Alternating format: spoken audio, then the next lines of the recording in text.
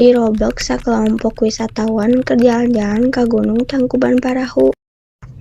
Geus deukeut keneh can, manilila pisan lempangna.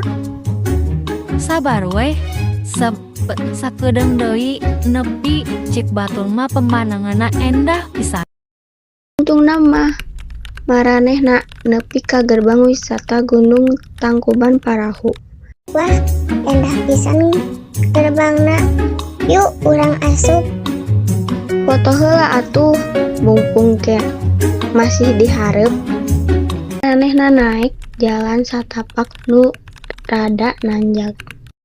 Hati-hati lempangna rada leueur. Tuh, kawahna geus katik ngali kieu. Ti luhur pemandangan kawah Tangkuban Parahu kacinda pisan endahna.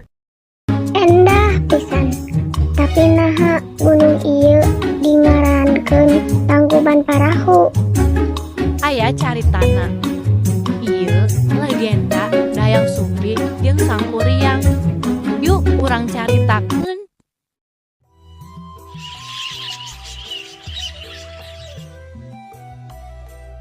Baheula aya hiji putri endah ngaranna Dayang Sumbi. Mun aya nu nyokotkeun benang abdi bakal janten salaki.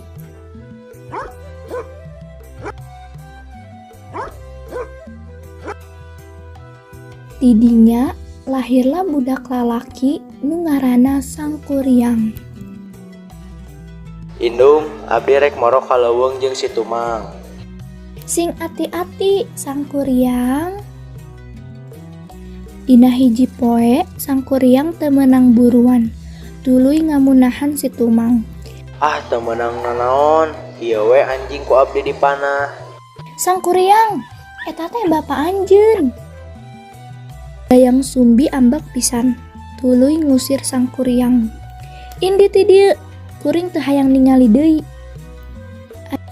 Mohon indung, abdi indit. Geus lila, Sangkuriang balik deui. Manehna geus dewasa, teu apal yen Dayang Sumbi teh indungna. Nyi, anjeun endah pisan, hayu urang nikah. Astagfirullah, ieu teh anak abdi sorangan. Mun rek nikah jeung abdi, jieun parahu raksasa dina hiji peuting. Mohon, gampang weh. Sangkuriang meh rengse nyieun parahu. Dayang Sumbi terus nyieun trik supaya gagal. Ya Gusti, mugia gawe ieu teu rengse. Naon ieu? Nah, isuk-isuk geus datang. Kuring dihianati. Pisan Sangkuriang nendang parahu nepi ka kabalik. Jadi Gunung Tangkuban Parahu.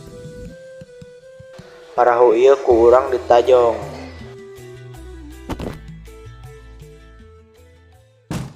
Carita geus rengse. Wisatawan terus ngideran deui tempat wisatawan Tangkuban Parahu. Oh kitu asal usulna. Jadi parahu kabalik, makana dingarankeun Tangkuban Parahu. Legendana matak era, tapi pemandanganna luar biasa. Yuk atuh, urang lanjut jalan-jalan ka spot sejen.